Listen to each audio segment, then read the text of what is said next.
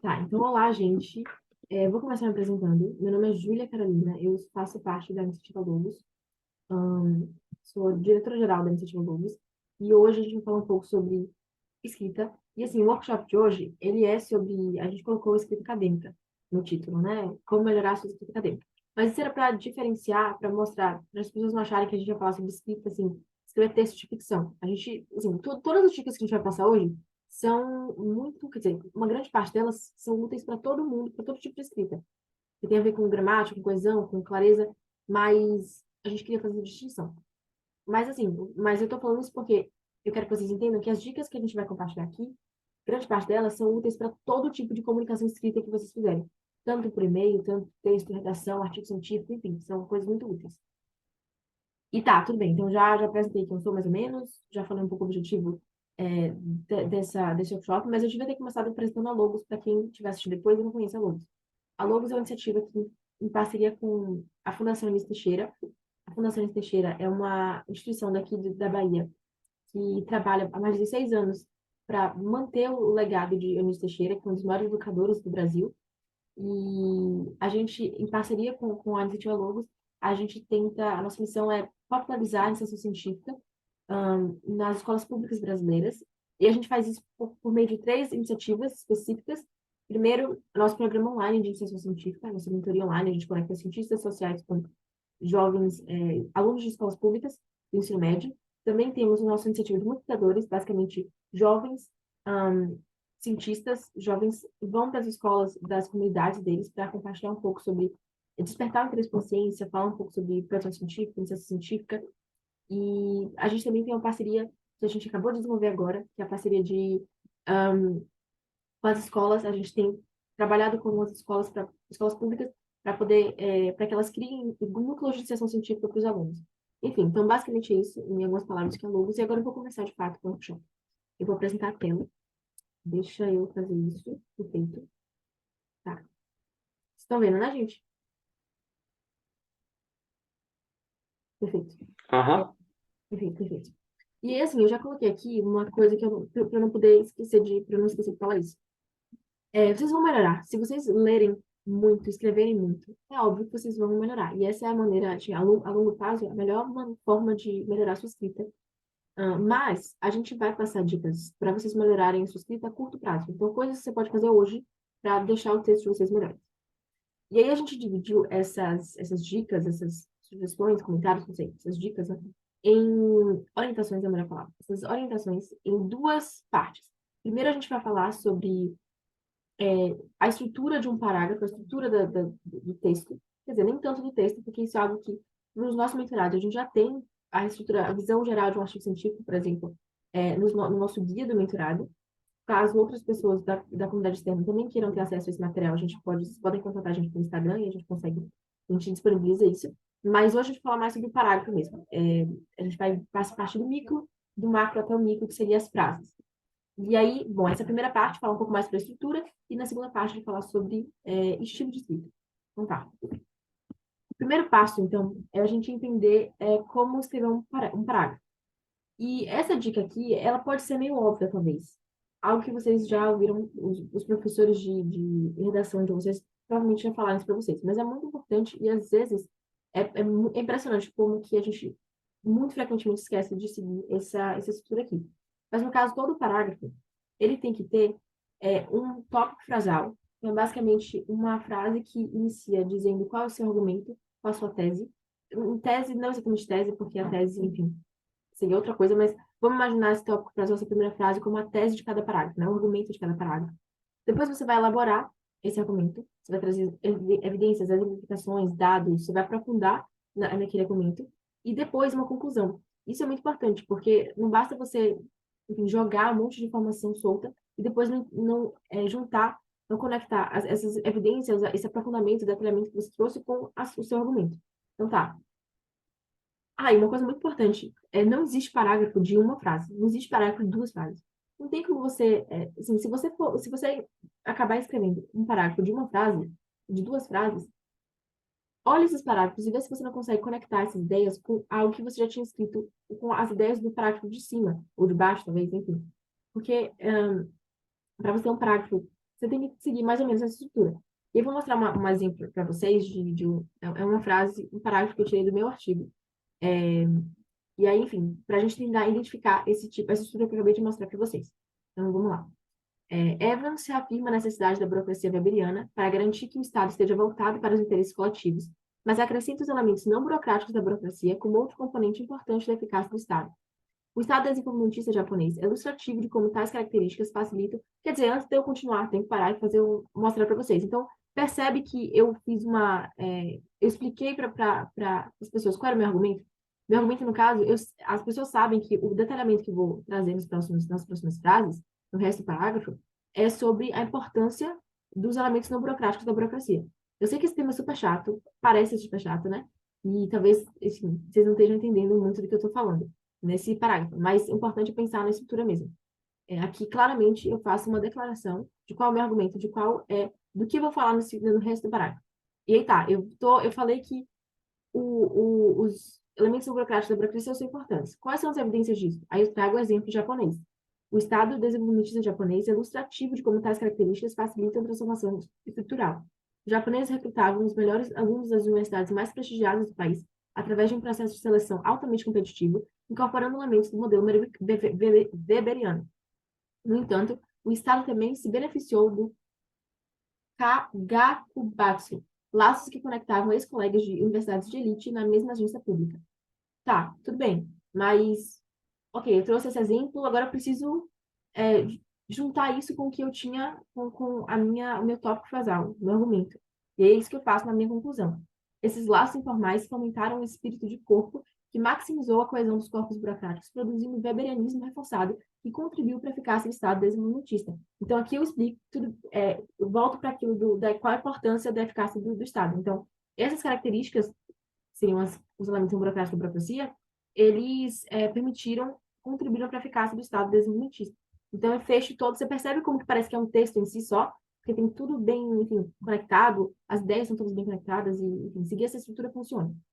Tudo bem. Alguma pergunta até agora? Alguma questão, gente? Não precisa vocês, tipo, Vitor, você pode fazer só assim, Arthur, no caso. Eu gosto de chamar de Vitor, mas você prefere Arthur, enfim. Desculpa por isso. Tá.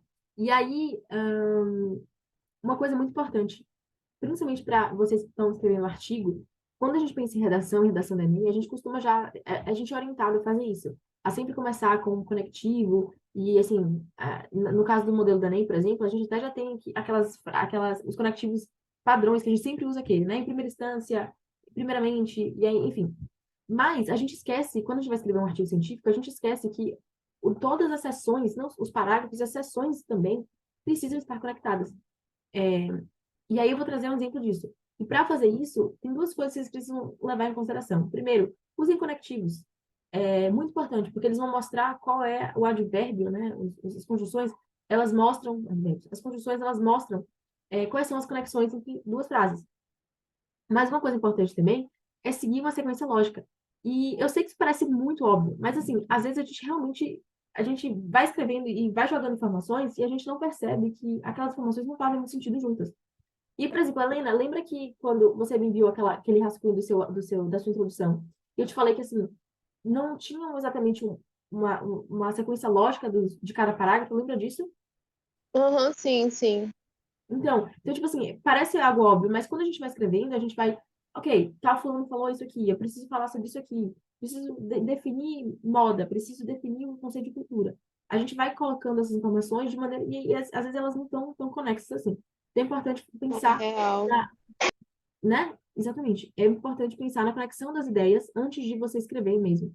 E aí eu trouxe aqui, eu tô me sentindo super mal, porque quando eu escrevi isso aqui, eu percebi que, tipo, nossa, ótimos, os exemplos são ótimos. Mas agora eu tô com medo de, tipo, ficar monótono, porque eu tô lendo essas coisas gigantes, assim, mas eu prometo que vai ser rápido. E aí eu também fiz uma coisa importante, que é o seguinte, eu destaquei aqui a parte do tópico frasal, a parte do argumento, a parte da conclusão, justamente para vocês verem como é, esse, essa estrutura que eu estou apresentando para vocês, se ela se ela está presente em todos os meus parágrafos. E, inclusive, é engraçado que, assim, eu não consigo mais, tudo bem que o WhatsApp a gente não faz isso, mas se eu estou enviando um e-mail, se eu estou enviando qualquer tipo escrevendo qualquer coisa, eu sempre sigo essa estrutura. Eu sempre começo com o tópico frasal e depois detalhe. Tá, eu vou ler. Tá, vamos lá. Esta discussão sobre a eficácia das burocracias tem crescido em importância nos últimos anos, à medida que a crise financeira de 2008 e a pandemia global do Covid-19 reavivaram um debate interminável acerca do papel do Estado na economia, em particular sobre o valor da política industrial. Tá, então o que é que eu falei aqui? O que é que eu vou falar no resto do parágrafo? Eu vou falar sobre esse debate sobre a política industrial. Tem agora as pessoas estão falando que essa política é importante. Enfim, continua existindo gente que discorda, mas a gente tem um reavivamento desse debate. Tá. É uma crença proeminente que a provisão estatal de investimento de longo prazo para missões tem o potencial de enfrentar grandes desafios como mudanças climáticas, desigualdades crescentes e empregos juvenis. Como propõe Mariana Mazzucato, uma das principais vozes do intervencionismo estatal atualmente, a visão orientada para a missão implica que o Estado não deve apenas consertar e regular mercados, mas também co-criá-los, fornecendo incentivos que potencializam as forças de mercado. Ok, trouxe evidências aí, quer dizer, não é nem evidências, né? Eu detalhei um pouco mais qual seria esse debate, quais seriam os argumentos que estão sendo trazidos. Ok, e aí eu trouxe uma conclusão para fechar todas essas informações. Portanto, a política industrial para o século XXI deve ser centrada na parceria simbiótica entre os setores público e privado. E aí, uma coisa que eu quero mostrar para vocês é o seguinte: eu comecei aqui com esta discussão sobre a eficácia das burocracias. Você percebe, a gente não tem o parágrafo anterior aqui, mas a gente consegue perceber que eu estava fazendo referência a um outro parágrafo. Então, esses dois parágrafos, esse parágrafo e o anterior, eles estão conectados. E aí, aqui eu começo no cenário brasileiro. Então, ok, eu vou passar agora para o cenário brasileiro. E uma coisa que é importante: tem muita gente que iria juntar esses dois parágrafos aqui. E é impressionante como que as pessoas escrevem, realmente elas juntam os parágrafos, escrevem frases muito longas, eu já vou falar um pouco mais sobre frases longas, mas juntam um monte de ideia num parágrafo só. Mas assim, um parágrafo, ele nem é muito longo, nem é muito curto, porque você precisa seguir essa estrutura aqui, você precisa ter no mínimo três frases, duas frases, quer dizer, três mesmo, para que você consiga compartilhar as informações corretamente, suficientemente. Então, é, tá, o que eu tava falando? Perdi o raciocínio? Tá, lembrei, beleza. É, então, assim, aqui como tem duas ideias diferentes, no primeiro eu estou falando sobre uma discussão geral no campo econômico, na teoria econômica, sobre essa eficácia das burocracias. No outro caso aqui, desculpa, na política industrial. E aí, aqui eu estou trazendo para o contexto brasileiro. Então, são ideias diferentes, por isso a gente separa elas. Mas eu estou conectando ainda assim com a ideia do outro texto, né? A intensificação do debate sobre a política industrial tem acompanhado a crescente preocupação com a desindustrialização da economia brasileira. Aqui a gente sabe que eu vou apresentar evidências sobre essa desindustrialização brasileira. É isso que eu faço aqui. Eu não vou ler não porque são dados, mas aqui tá. Aí aqui perceba que eu não coloquei uma conclusão, porque às vezes essa conclusão não vai ser tão necessária assim. Mas é importante vocês considerarem, principalmente quando vocês trazem, por exemplo, em redação da ENEM, quando a gente traz um repertório cultural. A gente está falando sobre violência, e aí a gente traz, por exemplo, o filme Cidade de Deus para fazer uma alusão ao que a gente está, não sei, tipo, a educação, a violência, a conexão entre essas duas coisas, a violência é, nas áreas urbanas do Brasil, não sei. Aí a gente traz o repertório cultural e depois a gente tem que voltar e fazer uma conexão entre essas duas coisas. Tipo, se você não fizer isso, não vai fazer sentido. Nesse caso aqui eu não achei necessário, mas ainda assim eu poderia reformular essa frase de forma que eu colocasse, seguisse a estrutura de tópico frasal, detalhamento, argumentação e depois uma conclusão. E tá, e aí por último aqui. Ainda assim, então de novo eu estou conectando as ideias. Ainda assim, o interesse renovado na política industrial levanta um argumento padrão contra a interferência do Estado. Muitas vezes essas políticas oferecem novas oportunidades para a prática de corrupção. Então aqui eu estou trazendo digamos, um contra-argumento, né? Eu trouxe as coisas positivas da política industrial, mas eu estou falando. Só que as pessoas estão dizendo, só que alguns críticos acham que talvez a política industrial não seja positiva porque facilita, favorece a corrupção. Enfim, continuo com a minha argumentação, no caso. A experiência brasileira é prova dessa preocupação. Você vê de novo que todo o meu texto tem evidências. Aqui eu trouxe no caso, toda essa descrição aqui, ó, isso aqui é o trabalho dessa mulher aqui, dessa economista que eu amo, que é a Mariana Mazzucato. Aqui eu trouxe dados científicos. Aqui eu trouxe, de novo, no caso, um estudo de caso, digamos assim. E tá, tudo bem. Eu fecho com, portanto, integrar os conceitos de burocracia weberiana e autonomia incorporada na literatura recente sobre a política industrial é a garantia do sucesso do intervencionismo estatal. E aqui, por que isso aqui tá legal? Porque isso aqui foi o final da minha revisão de literatura. E aí eu mostrei isso aqui, qual era a importância da minha pesquisa, qual era a justificativa da minha pesquisa. Eu estou pesquisando sobre isso porque a gente precisa entender como que tem que ser a nossa burocracia para a gente poder fazer política industrial, porque ela é importante. Tá, eu sei que eu demorei muito para falar sobre isso aqui, e talvez não tenha sido interessante trazer um tema sobre a minha pesquisa, porque talvez vocês não se interessem por esse tema, mas particularmente eu adoro esse tema, e enfim, eu só queria realmente ilustrar para vocês essa estrutura dos parágrafos. Beleza. Eu vou entrar agora no ponto de argumentação, que é um pouco do que eu também já trouxe aqui, de certa forma. Mas antes disso, eu queria perguntar se você tem algum comentário, uma dúvida também, não sei. Acho que aqui vai ser um monótono, um monólogo. Se não tiver, tudo bem, não tem problema. Mas pode balançar a cabeça, tudo bem. Tá, tudo bem. Então, acho que vocês não têm nada a comentar, tudo bem. Argumentação. Beleza. É muito importante, tipo, o artigo científico, e se a gente pensar em textos, outros textos também, mas aqui falando um pouco mais sobre o artigo científico, hum, ele é todo baseado em argumentação. Você tem que trazer evidência para tudo que você diz. E aí a gente tem que pensar um pouco em como que a gente pode tornar os nossos argumentos mais fortes, né? Mais convincentes. E aí uma primeira coisa, na verdade, assim, antes de falar um pouco mais de destrinchar, eu quero ler dois argumentos super curtos. Eles seriam meio que o tópico frasal da frase, né? Então, a gente, provavelmente não, depois dessa frase, a gente teria mais argumentos para comprovar isso, mas ainda assim dá para perceber a diferença na qualidade dessas duas frases, dois argumentos, só de ler essas duas frases. Vamos lá. Primeiro, a situação econômica é lamentável no atual governo. Ok. O outro, a política fiscal do atual governo de redução dos gastos estatais compromete os investimentos para a área de saúde e educação. O primeiro, ele esse aqui, não devia nem ter colocado esse aqui, ah, perdão, essa observação aqui. Mas, enfim, ela não segue o raciocínio lógico que eu queria falar, mas ainda assim, deixa eu fazer esse comentário breve, porque ela está aqui, no primeiro tópico. Os argumentos eles têm que ser concisos e fáceis de entender. Então, essa primeira parte aqui, esse tópico frasal, ele tem que ser claro, você tem que entender exatamente o que aqui. Porque lembra que ele é meio que uma introdução para o resto do seu parágrafo, né? Eu tenho que entender tenho que terminar de ler essa frase e entender. Ok, então agora eu sei que essa pessoa vai falar sobre tal assunto no resto desse parágrafo. Beleza, tá. Então, fiz esse comentário aqui. Depois eu vou trazer mais exemplos disso aqui. Mas uma coisa importante é que o seu texto, desculpa, os seus argumentos, eles têm que ser pouco subjetivos. No caso do Enem, por exemplo, a redação do Enem, ela tem, mesmo que o texto seja impessoal, ele tem sim um caráter é, subjetivo, você expressa sua opinião. No caso da pesquisa científica, também.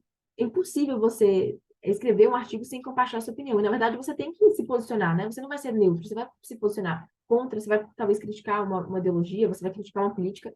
Tudo bem, mas você precisa fazer todas essas críticas baseadas em argumentos. Você não pode apelar para a sua opinião como argumentação, entende? Então, por isso que essa primeira frase aqui, ela estaria um pouco mais, assim, a gente pode melhorar ela. Porque, assim, primeiro, a situação econômica. O que é a situação econômica?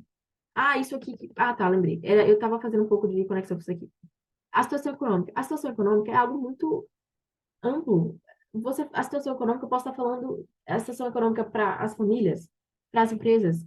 Eu posso estar falando dos indicadores econômicos, eu posso estar falando, mas assim, tem indicadores que quando um sobe, o outro desce. Então, a situação econômica em que sentido? Ela é lamentável no governo atual. Esse lamentável a gente pode trocar esse lamentável para digamos assim, uma evidência. Em vez de colocar a minha opinião é lamentável, eu vou mostrar por que que essa política é ruim, no meu próprio argumento. Então, é o que a gente faz nesse outro segunda frase. A política fiscal do atual governo de redução dos gastos estatais compromete o investimento para a área de saúde e educação. A situação econômica aqui, no caso, tem a ver com essa redução dos investimentos para a educação e saúde. E ela é lamentável, compromete. Eu estou trazendo justamente a minha opinião ainda, porque eu estou utilizando esse compromete, tem um sentido negativo, mas eu não estou baseando isso na minha opinião. Tá, tudo bem, não vamos entender mais isso, não. Uma coisa importante. Isso aqui é muito importante, gente. Eu sei que eu já mencionei isso. Eu passei sei lá, os últimos 3 minutos falando sobre isso. Mas isso é muito importante e eu juro pra vocês. Vocês não vão perceber quando vocês cometerem esse erro no artigo de vocês. Tô falando sério.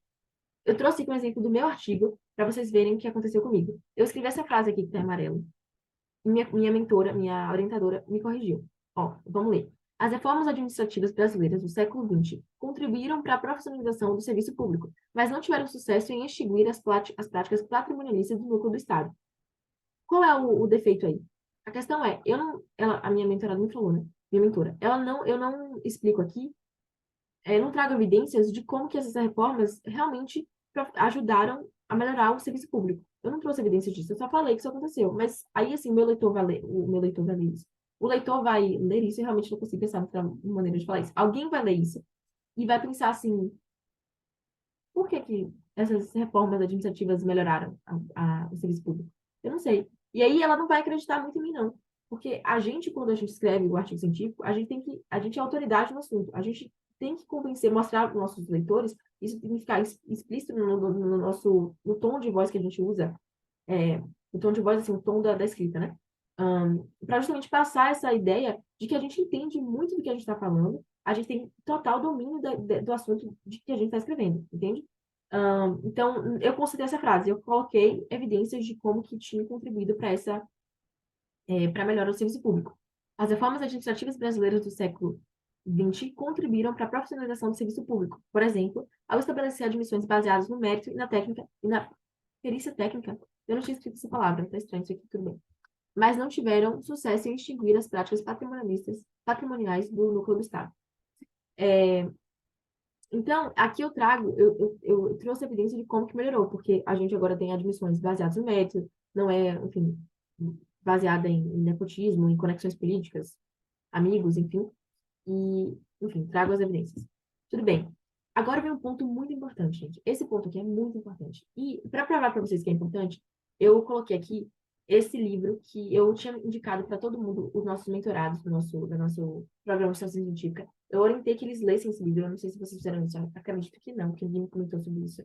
Mas esse livro é incrível. E é o melhor livro para você entender como que funciona a escrita acadêmica, a escrita científica.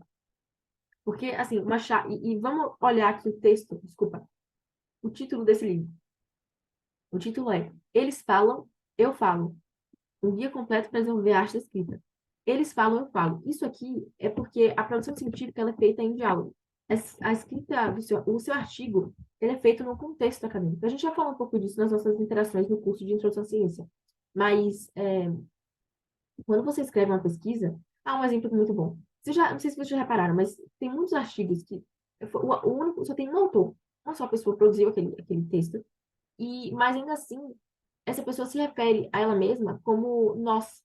Nós realizamos uma pesquisa de cunho, não sei o quê, uma pesquisa qualitativa, eles usam nós. Por quê? Porque meio que entende-se que a pesquisa, a ciência, ela não é construída sozinha, não é o esforço de uma pessoa, é o esforço conjunto coletivo de um monte de cientistas que ao longo do tempo, com o passar do tempo, de pouquinho em pouquinho, vão avançando o conhecimento. Inclusive, tem uma frase que é uma das nossas frases, assim, da Logos, tá até aqui, ó, não sei se vocês estão vendo essa tela. Se vi mais longe, foi por estar sobre os ombros do gigante, é de Isaac Newton. Justamente porque, para lembrar isso, né, de que a produção científica ela é feita em conjunto, é um diálogo de todo, enfim, do que já foi escrito, do que está sendo escrito. Beleza. E como que eu posso, tudo bem, como que isso transforma numa dica de escrita, Julia? Então, é porque quando você apresenta o seu argumento, é interessante que você apresente ele em resposta ao que já existe, em resposta aos outros cientistas. Você pode discordar dessas outras pessoas, você pode concordar parcialmente com elas, você pode discordar completamente, mas admitir que em certo ponto aquela pessoa está certa. Não é. Eu acho que fulano está completamente errado, mas é verdade que tal coisa acontece mesmo no Brasil. E aí, enfim, exemplificar um pouco isso, quer dizer, eu devia, não sei se eu leio isso aqui ou não, tá, eu vou ler a frase que eu tinha colocado, ela tá bem longa, mas eu prometo que eu não vou ler essa última parte aqui, não, é só evidências, então vai ficar tranquilo. Vamos lá. Isso também foi do meu artigo, se não me engano. No entanto, apesar de suas desvantagens, ainda se pode afirmar que o setor privado é mais eficiente. Não, isso aqui não foi meu artigo, não, mas também foi outro texto que eu escrevi. No entanto, apesar de suas vantagens, ainda se pode afirmar que o setor privado é mais eficiente do que o setor público. Afinal, os órgãos públicos e as empresas estão sujeitos à interferência política, à corrupção e à falta de disciplina de mercado. Então, vamos parar aqui e tentar entender o que eu escrevi. O que eu disse aqui é o seguinte: eu tinha trazido argumentos de como que o setor privado às vezes falhava. E aí, enfim, eu imaginei o seguinte, eu pensei no contra-argumento. É sempre importante você pensar e escrever pensando no contra-argumento. E aí eu pensei o seguinte, é, tudo bem, o setor privado às vezes falha, mas ainda assim, as pessoas podem dizer que, tudo bem, ele tem falha, mas ele ainda é melhor do que o setor público. Isso porque os órgãos públicos, as empresas públicas, elas estão sujeitas à interferência política e à corrupção. Tudo bem. Aí olha como eu vou escrever. Embora esses fatores possam reduzir a eficácia do Estado, ou seja, é verdade. Embora isso seja verdade, vocês estão certos em dizer isso. O setor público não é inerentemente menos eficiente. Então, vocês estão certos, mas assim, não necessariamente o setor público é melhor do que o setor privado é melhor que o público. Esse mito parece prevalecer apenas na retórica neoliberal, pois uma quantidade considerável de estudos tem consistentemente encontrado evidências do contrário. E eu trago as evidências. Tá, mas o que eu queria mostrar para vocês era justamente isso. Você percebe como nesse primeiro, sei lá, três primeiras frases aqui, eu tô conversando com outras, digamos assim, com outras ideias, né? Com pessoas que discordam de mim, pensando no que elas vão falar sobre o meu texto, pensando nos argumentos dela, e tô conversando com isso, com eles. Então é importante vocês fazerem isso quando vocês forem escrever o seu artigo. Mesmo que você não esteja escrevendo sobre um tema polêmico, no caso, por exemplo, aqui eu estou falando de economia. Não tem lugar que tem mais discordância do que na economia. Mas é sempre bom você trazer esses pontos, pensar, assim, escrever como se fosse uma balança, sabe? Não é verdade, mas assim, ainda assim, portanto, embora isso seja verdade, eu acrescento ainda, enfim. Tudo bem. Isso aqui ficou claro, gente?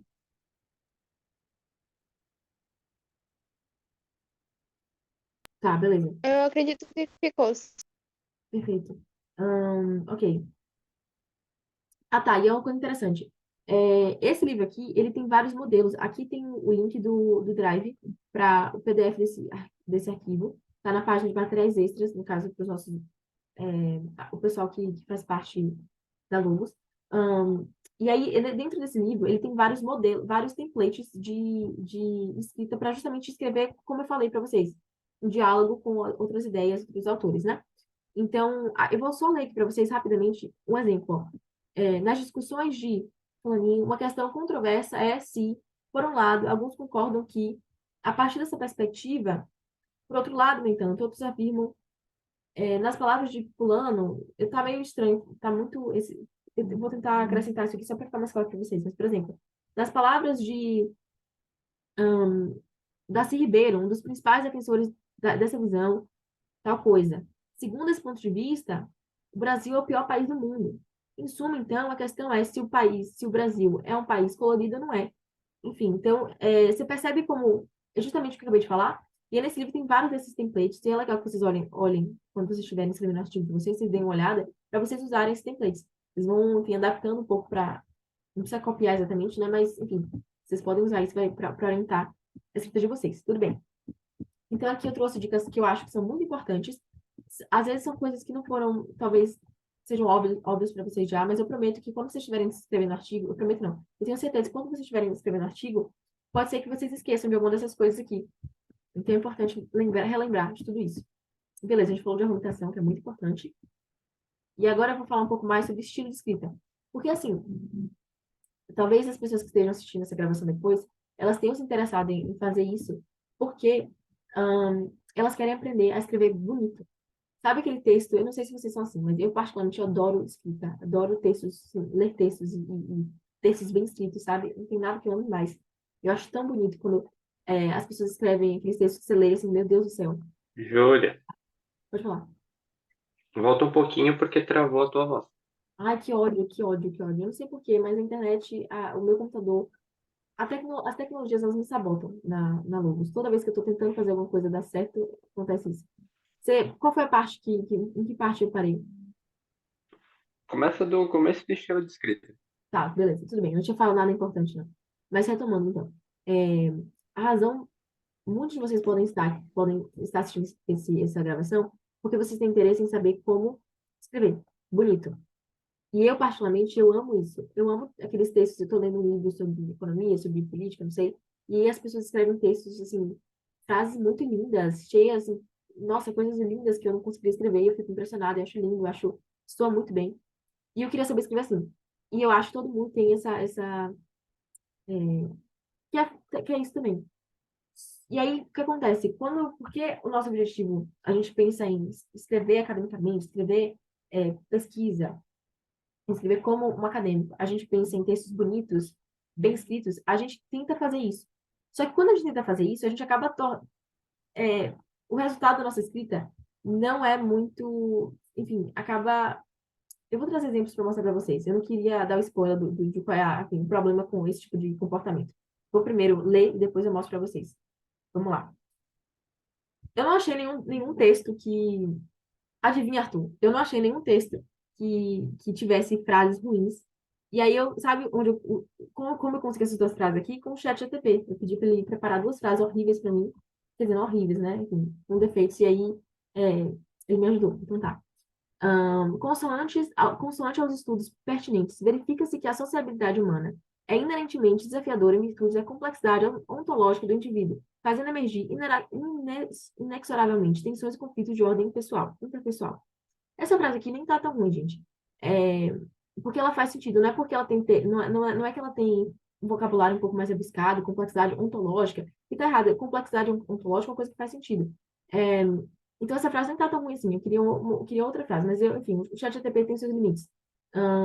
Mas o que é importante e interessante notar aqui é que essa pessoa, ela foi tentando colocar palavras difíceis para florear o texto e ela poderia ter tirado algumas dessas palavras e o texto teria ficado mais claro. Vamos para outro exemplo. Esse outro exemplo também é bem legal. A partir deste século, o número cada vez maior e, por isso mesmo, mais alarmante de divórcio, flagelo irrecuperável da família moderna, tem armado as autoridades governamentais, guardiãs perenes do bem-estar social, principalmente pelas sequelas traumatizantes produzidas nos filhos e pela decadência moral da sociedade, tendo em vista ser o esteio e a cela máter desta mesma sociedade. Helena, você conseguiu entender o que essa pessoa quis dizer com essa frase? Com esse... É uma frase, inclusive uma frase bem longa. Você consegue me dizer o que ela quis dizer com isso? Você conseguiu entender? Cara, ao mesmo tempo que eu entendi, eu senti que ficou confusa com esses termos no final e o jeito que ela escreveu parece uma coisa meio, sei lá, enfim. Porque, entenda, existe... A hora que eu falei aqui, o que eu tinha falado aqui essa frase aqui não tinha feito muito sentido aqui, mas agora fez total sentido. Os argumentos eles têm que ser concisos e fáceis de entender. Quando eu digo para vocês quando eu falo aqui, ó, por exemplo, nessa frase aqui, Evans reafirma a necessidade da burocracia weberiana para garantir que o Estado esteja voltado para os interesses coletivos, mas acrescenta os elementos não burocráticos da burocracia como outro componente importante da eficácia do Estado. Você entende que o que eu estou querendo dizer aqui é que existem elementos não burocráticos da burocracia que são importantes e Evans falou que isso era importante. Você entende o que eu quis dizer? Você vê que não está floreado, mas você entende, é isso, esse é o objetivo do texto. E aí o que acontece é que quando você faz isso, você tenta florear o texto e escrever de maneira curta, o que é que acontece? Primeiro, a gente consegue, qualquer pessoa que tem um pouco mais de conhecimento e um pouco mais de experiência, nem conhecimento, um pouco mais de experiência com escrita, ela percebe que você é imaturo, você tem uma escrita imatura, que você ainda está começando a escrever ainda. Então, você acaba tipo assim, vocês acabam tendo o efeito contrário que vocês queriam, né? A gente queria mostrar que a gente sabe escrever bonito, mas o que a gente mostra para as pessoas é que a gente acabou de começar a escrever. E uma outra coisa também é o seguinte, que é muito importante. E isso é uma coisa que as pessoas não sabem. A maioria enfim, não é uma coisa que a gente está tão consciente sobre. Então é o seguinte, o artigo científico e todo tipo de texto, né? Mas, assim, o artigo científico também, ele tem o papel de ser, ele tem a função de, ele precisa ser entendido por todo mundo. Porque a gente pensa em artigo científico, a gente acha que, assim, quem escreve, quem lê artigo científico, são os acadêmicos, são os pesquisadores, são os universitários, a galera que está pensando e trabalha com isso. Você já viu alguém no ônibus lendo um artigo sobre política fiscal, política industrial? Não, né? Não são essas pessoas que estão lendo, não é o povo que está lendo artigo científico. Então, a gente tem a gente fica achando que a gente tem que escrever muito chique mesmo, que, enfim, mas o mais importante é que seu artigo seja claro e entendível, porque todo mundo tem que entender o seu artigo. Inclusive, se você pegar um texto assim sei lá, olha textos de ciência política, por exemplo, artigos de ciência política, vocês vão ver que muitos artigos vão definir conceitos como democracia. Qual é o cientista político que não conhece o conceito de democracia? Então, se eles conhecem o conceito de democracia muito bem, eles passaram anos estudando isso, Por que que eles estão definindo no artigo, que só eles vão ler, o conceito de democracia? É justamente porque você tem que escrever o seu... Inclusive, a minha orientadora, ela falou isso para mim. Você vai escrever o seu artigo pensando na minha avó. A minha avó tem que conseguir entender o que você escreveu. Se ela conseguir entender, você cumpriu o seu papel. Senão, tá errado, tá fácil. Então, tenha em mente essas duas coisas. Só que assim, eu acabei de dizer para vocês que escrever bem, escrever bonito, não é escrever floreado, não é escrever refinado, parecer culto. Não é isso. Então, o que é escrever bem? Escrever bem é escrever, é ser claro e coeso. Essas duas coisas. Não é nem conciso, é coeso mesmo. Nem isso, é coeso. E aí eu vou mostrar um exemplo que eu tirei de um guia, um documento, assim, que era para ser compartilhado com um monte de gente. E eu juro pra você, enquanto eu tava lendo esse documento, tava sendo difícil pra mim. Eu tava assim, meu Deus do céu. Ai, eu quero consertar, ai, que agonia. E aí, essa frase aqui me chamou muita atenção, esse parágrafo me chamou muita atenção. E eu vou ler com vocês. Vou ler pra vocês, tá? Vamos lá. Também são feitas algumas críticas a argumentos feitos por quem apoia a autonomia do Bacen, ligada à geração de emprego e à inflação. A sobre a primeira, sobre a primeira questão é devido à alegação de que, com a autonomia do Banco Central, haveria fomentação de geração de emprego no país. A crítica é que isto consta no parágrafo único do artigo tananana, apenas como uma afirmação secundária e não como uma obrigação, o que deixa dúvidas em relação aos esforços para alcançar tal objetivo. Arthur, sem olhar esse texto aqui, qual é o tópico frasal? Qual é o argumento dessa pessoa aqui? Sobre o que ela está falando nesse artigo? Desculpa, nesse parágrafo. Você consegue entender? Não, porque a forma como ela fala é sempre numa segunda pessoa. É tipo, ela nunca refere diretamente ao assunto que ela quer argumentar. Muito E bom. sempre é no, Muito bom. tal coisa, mas tal coisa não indica exatamente o que ela quer falar. Ela fala uma coisa por trás de uma máscara, digamos assim. Deixa eu falar uma coisa pra vocês. Eu juro pra vocês, quando eu li esse parágrafo, eu passei uns 2 minutos tentando entender o que estava acontecendo. Eu juro pra você. Eu fiquei assim, peraí. Até eu entender o que ela quis dizer. Tá errado. Se eu demorei mais de 1 minuto para poder, mais de 10 segundos para entender o que você, se eu tive que pensar 2 vezes sobre o que você escreveu, então você não tá, você precisa refazer a sua escrita. E aí, sua frase, seu parágrafo, não sei. E aí eu vou mostrar para vocês, eu tentei reescrever isso aqui, que essa pessoa escreveu. Vamos ver a forma como eu reescrevi. Vê se dá para entender melhor. Os críticos da independência do Bacen, Bacen significa Banco Central, os críticos da independência do Banco Central apontam falhas nos argumentos a favor da autonomia do banco. Primeiro, a afirmação de que essa medida favoreceria a geração de empregos carece de sustentação, uma vez que esse é o objetivo secundário do Bacen, segundo estabelecido pela legislação que o rege. Ou seja, deu para entender aqui que tem pessoas que criticam, existe essa proposta de independência do Bacen, autonomia do Banco Central. Não sei se vocês já ouviram falar sobre isso. Se não, pesquisem sobre, é importante. Então, tem esse debate sobre isso. Tem pessoas que criticam os argumentos de quem é a favor do Bacen. Entende?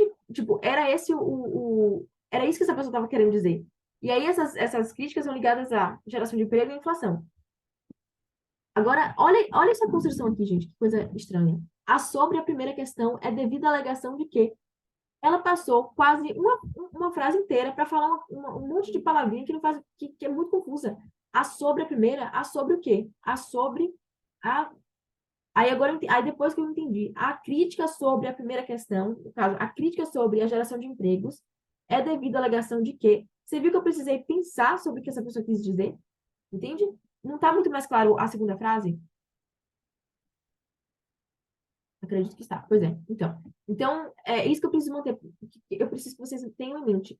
Escrevam, tentem ver quando vocês escreverem uma coisa, leiam em voz alta e vê se está claro. Se estiver claro coisa, está certo. Não interessa se você está usando um vocabulário rebuscado ou não, se você está usando, enfim. Importante que esteja claro e coeso, que todo mundo consiga entender, você tem que pensar 2 vezes sobre o que você escreveu. E aí, eu sempre gosto de falar isso para mim mesma. Escrever mais com menos. Sempre gosto de falar isso. O que significa escrever mais com menos? Na minha cabeça, significa o seguinte: você dizer o máximo de coisas possíveis, com o mínimo de palavras possíveis. Perceba o seguinte: essa pessoa aqui, o tópico frasal dela, levou praticamente, é quase o tamanho do parágrafo, levou praticamente 3 frases e meias para dizer a mesma coisa que eu disse em quase uma frase só. Você conseguiu entender a diferença? Quando você escreve tenta condensar as ideias para escrever elas de maneira mais simples e concisas, fica mais claro e a mensagem, você consegue passar a mensagem, e às vezes até melhor, nesse caso aqui, por exemplo, eu consegui passar essa mensagem melhor do que essa outra pessoa. Pode falar, Arthur. Ah, tá. Não, eu só ia dar uma dica baseada numa frase que eu ouvi uma vez, que é justamente sobre esse ponto. Ah, basicamente, a frase fala o seguinte: todo escritor é um bom leitor, mas nem todo leitor é um bom escritor. Muito bom, Qual muito bom. contexto essa frase é inserida? Basicamente, quando você vai escrever algo, é sempre bom você ler da perspectiva, de duas perspectivas, a de quem escreve e de quem lê. Então, você tem que focar em manter a coerência gramatical, que é a perspectiva de quem escreve, e tem que manter um texto dentro de alguns padrões. Qualidade gramatical, coerência textual, etc. Mas tu tem que levar outra perspectiva em consideração, a compreensão do texto. Não adianta tu escrever Vossa Mercê falando com seus amigos. Por quê? Porque vai dificultar mais o entendimento deles sobre aquilo que tu quer passar. Então, muitas vezes, inclusive, um comentário justamente sobre isso que a Júlia está comentando. Escrita acadêmica não é usar 30.000 conjugações verbais altamente elaboradas ou uma palavra que poucas pessoas sabem no país. Tu só está dificultando mais o objetivo do teu trabalho, que é a comunicação do conhecimento científico. E sobre a questão de coesão, uma dica que eu dou seria: o teu texto tem que ser claro o suficiente para as pessoas entenderem o assunto pegando ele aleatoriamente. Tipo, a pessoa abre um Boa. artigo, só arrasta para cima, não vê título, não vê nada, vê aquele teu parágrafo, e aquele teu parágrafo tem a capacidade semântica o suficiente para indicar sobre o que eu estou falando de uma forma clara. E não, segundo o autor, o universo desse, segundo aquela linguagem extremamente Sim, sim. rebuscada, igual que a Júlia demonstrou ali no primeiro parágrafo. Mais claro, mais coeso possível, é um texto mais didático possível, basicamente. Só um comentário que eu Perfeito. queria fazer. Adorei sua intervenção. Muito bom, adorei. Tá. E aí eu trouxe aqui um exemplo de uma redação de um amigo meu. Eu li a redação e falei, meu Deus do céu, Chico, tá? Você precisa comentar isso. Deixa mais claro. Vamos ver o que ele escreveu. Em primeiro plano, é possível perceber que, a partir do surgimento de deficiências em instituições públicas responsáveis pela segurança da população, há um excessivo e amedrontador. Desculpa, gente, eu não estou conseguindo pronunciar essa palavra, vamos pular ela. Há um excessivo atraso relacionado ao desenvolvimento da comunidade. De novo, vocês conseguiram entender o que essa pessoa quis dizer? Porque eu tive que pensar duas vezes na verdade, eu tive que perguntar a ele, peraí, você quis dizer é que por que a gente tem violência? Porque as nossas instituições públicas de segurança não funcionam muito bem, elas têm defeitos, deficiências. Aí, o que acontece? Isso faz com que a gente tenha violência e isso dificulta o nosso desenvolvimento econômico. É isso que você quis dizer? Ele falou que sim. Mas quando eu li isso aqui, eu não consigo entender isso que ele falou. Porque, primeiro, aquilo que eu falei de escrever mais com menos, né? Em primeiro plano, é possível perceber que, a partir do surgimento de deficiências em instituições públicas, essa parte aqui, ele pode tirar, perceba que isso vai fazer menor diferença no texto, ó. É, é possível perceber que deficiências em instituições públicas responsáveis, nas instituições públicas responsáveis pela segurança da população, enfim, causam, na verdade, né? Causam um amedrontador, um excessivo, causam um atraso. Esse excessivo e amedrontador nem tá muito funcionando muito bem ainda. A gente pode tirar isso daí. É possível perceber que as deficiências nessas instituições públicas responsáveis pela segurança causam dificultam o nosso desenvolvimento econômico. Fica muito mais simples assim, fica muito mais claro. Vamos ver como eu refiz essa frase, ó. Deixa eu só voltar aqui para depois o pessoal poder ler. Ok. Em primeiro plano, é notável que as deficiências das instituições públicas de segurança, as instituições de segurança pública de segurança brasileiras, dificultam o desenvolvimento econômico do país. Eu entendi o que ele quis dizer, agora ficou mais claro. Então, escrever menos com mais é uma dica que funciona. Tá. Outra coisa, evite a voz passiva. As pessoas acham que escrever com voz passiva deixa o seu texto chique, que é mais bonito. Foram medidas foram feitas. A voz passiva, ela não é tão clara quanto a voz ativa. E, Vitor, eu vou só terminar de ler essas duas frases e já passo a palavra para você, tá bom?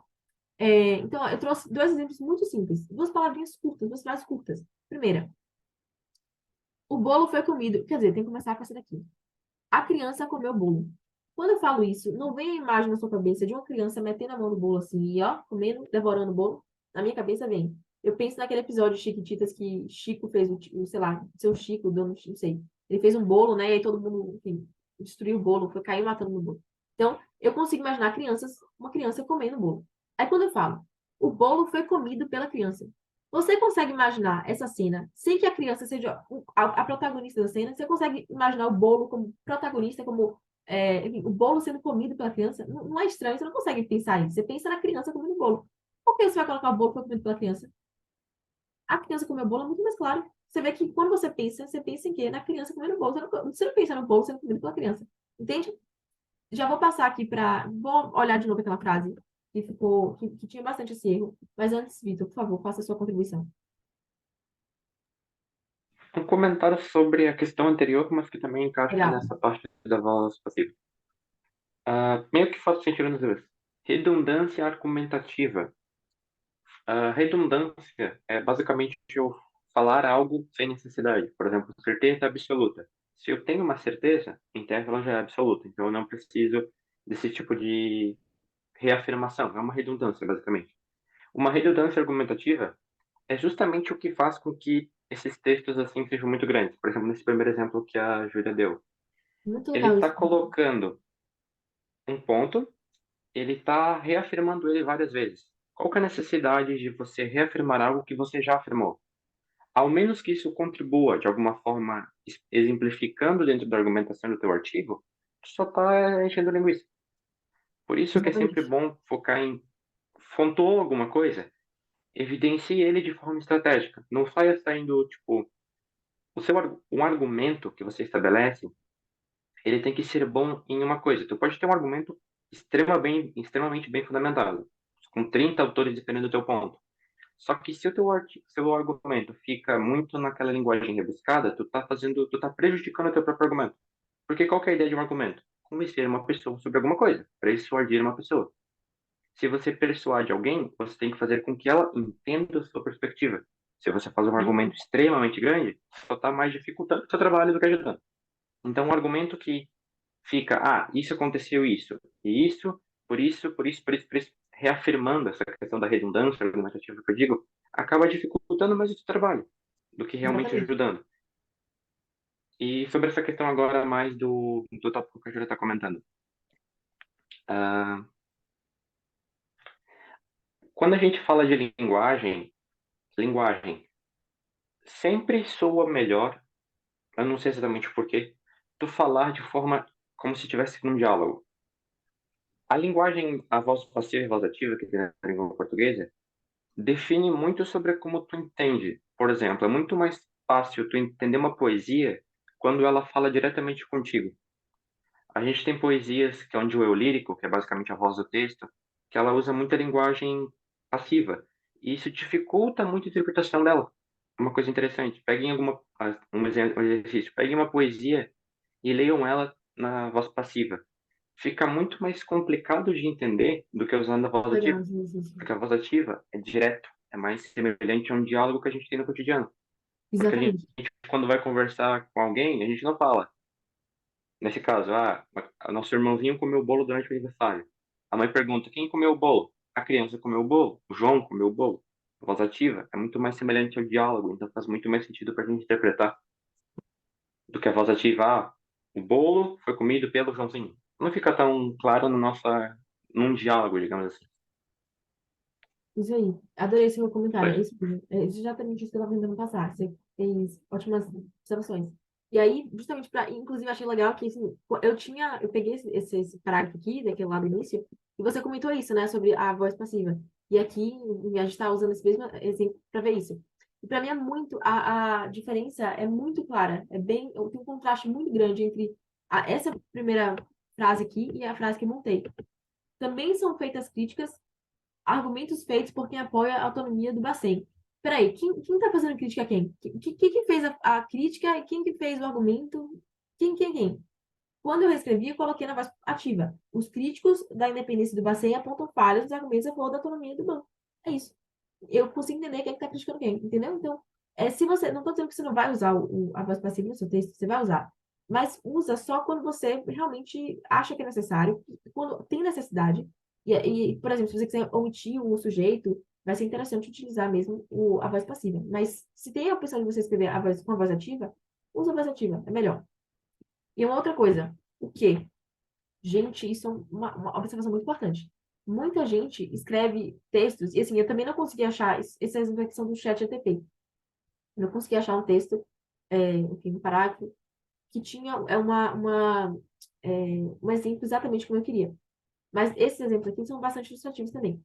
Porque um problema que frequentemente eu vejo as pessoas cometerem é o seguinte: eles escrevem uma frase, tem uma ideia principal, e eles vão adicionando um monte de ideia nessa ideia principal. E aí eles vão acrescentando várias orações subordinadas. E aí o que acontece? A frase fica muito longa. Quando você chega no final, você não lembra mais o que você tinha falado no início. Você fica assim, eu não sei mais qual é o ponto que essa pessoa queria fazer. Fica difícil de entender. E aí, então tomem cuidado. Por que que eu coloquei isso aqui? Que pena, eu acho que eu ia colocar um outro. Acabei copiando de cima. Eu ia colocar uma frase aqui super interessante e copiei errado. Que pena. Porque essa aqui não tá tão boa, não. Mas depois a gente vai fazer algum comentário interessante, então pode ser que, enfim, vai dar tudo certo. É, mas vamos lá, ó. Aqueles. Ah, tudo bem, eu já sei agora. Tudo bem, vamos por partes. Aqueles que são contra a autonomia do Bacen fazem algumas críticas aos argumentos feitos pelos economistas que apoiam a autonomia do Bacen, ligados às geração de emprego inflação, e a inflação. Essa aqui nem tá tão ruim, não, viu, gente? Quer dizer, o que eu queria mostrar para vocês, né, de frases muito, enfim, colocando muitos quês. Mas essa frase aqui é justamente essa daqui de cima, e nessa daqui a gente consegue ver o seguinte: isso aqui que essa pessoa escreveu, ó, talvez são feitas algumas críticas aos argumentos feitos.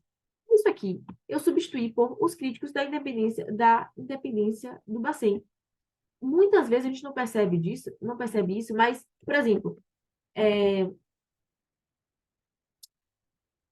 as pessoas que são a favor do comunismo, os comunistas. Dá para você substituir, entende? Tipo, às vezes a gente não percebe isso. Dá para você fazer isso. Foi basicamente o que eu fiz aqui. E deixou o texto muito mais conciso, aquilo de escrever mais com menos, né? Mas, infelizmente, eu realmente vacilei aqui. Eu acabei não, enfim, copiei, colei errado. Mas tinha uma frase que mostrava um pouco de como que, um exemplo de como que as pessoas, às vezes, elas vão acrescentando aquilo que eu falei. A gente acrescentar um monte de oração subordinada. E aí fica assim, é, eu fui na casa de Joana, eu que estava doente, fui na casa de Joana, que é minha amiga, que mora em Feira de Santana, onde são feitos problemas, onde são feitos o coco, leite de coco, que minha mãe usa para poder fazer outra coisa. Quer dizer, você lembra qual foi a primeira coisa que eu falei? Eu não lembro mais. Eu não faço ideia qual foi a primeira coisa que eu falei. Porque você acrescentou muitas ideias. Essas ideias podiam ser separadas em frases diferentes. Então, atentem a isso também. Vitor, por favor, faça a sua intervenção. Lá vem eu falar de novo. Ah, uma coisa sobre justamente essa questão. O que ele tem uma irmãzinha chata também, um irmãozinho chato também, que é o e. O e, ele é usado para quando tu vai adicionar alguma coisa, tipo, tu tem um ponto, aí tu adiciona alguma coisa. E, tal coisa, tal coisa, tal coisa. É muito comum tanto o uso do que quanto o uso do e, quando eu vou falar um argumento. Voltando à questão do parágrafo, comentando rapidamente sobre o que a Julia falou. A ideia de um parágrafo é tu trazer alguma ideia, uma ou duas ideias. É sempre bom deixar essas ideias claras, inclusive um exercício legal. Eu vou escrever um parágrafo. Qual que é a minha ideia? Escreva a sua ideia e depois escreva o parágrafo em cima da sua ideia. É uma ideia, é uma forma de você deixar esclarecido o que você quer falar. Então, quando tu vai fazer um argumento, tu tem que pensar numa coisa. Eu vou falar essa ideia. Essa ideia é meu objetivo. Digamos, eu quero falar que água é bom para o ser humano. Água é bom para o ser humano. Eu vou falar uma coisa. Água é bom para o ser humano. Ou porque ela não deixa a gente morrer. E também ela ajuda no Verdade. desenvolvimento da pele. E também ela é boa porque... O que também... Essa questão de tu fazer uma afirmação, fazer uma explicação e ficar adicionando, parece que ele tem Alzheimer. É um trocadilho. Qual sentido? Tal coisa, porque tal coisa. Lembrei de uma coisa. E também, lembrei de outra coisa. E também Exatamente. fica um pouco ruim no sentido da autoridade que tu quer passar. Então, sempre que tu for pensar num parágrafo, num argumento, qual que é a minha ideia? A minha ideia é essa. Quais são os argumentos? Esse argumento A, argumento B, argumento C. Em vez de tu ficar falando argumento A e argumento B e argumento C, tenta criar uma ligação entre os argumentos, para eles fazendo uma linha cronológica, justamente o que a Júlia falou, que faça mais sentido, para não ficar parecendo que tu tá escrevendo, lembrei de uma coisa, e Exatamente. ok também, esses adicionamentos. Isso. E você falou uma coisa interessante, que é o seguinte, de como você pode escrever. E foi uma coisa que eu fiz aqui e eu esqueci de avisar depois de compartilhar com vocês. Mas assim, toda vez que como que eu escrevo, como é o meu processo de escrita? E cada um tem o seu processo de escrita, não necessariamente tem que seguir o meu processo de escrita, mas eu acho que é bem interessante, talvez seja enfim, pode ser que para vocês seja útil também seguir esse modelo. Mas assim, eu sempre começo meu artigo, qualquer texto que eu vou escrever, qualquer texto, seja um e-mail, uma mensagem, tudo, eu faço assim. Eu faço, como é que fala? Bullet points, né? Tipo, aquelas bolinhas assim. E eu faço uma lista com o que eu quero dizer. E aí, assim, eu não escrevo isso, eu não tento buscar, tá, eu vou escrever isso, tipo, da maneira definitiva. Eu escrevo como se eu estivesse falando aqui, na voz, tipo, informal mesmo. Eu escrevo exatamente o que eu quero falar. Por exemplo, nesse caso aqui, o que foi que eu fiz para reescrever isso aqui? Eu escrevi. Pessoas que não gostam da autonomia criticam. Ó, tá até errado, porque eu escrevo realmente assim, muito mal escrito. Pessoas que não gostam da autonomia do Bacen criticam os aumentos de quem gosta. É isso aqui o ponto.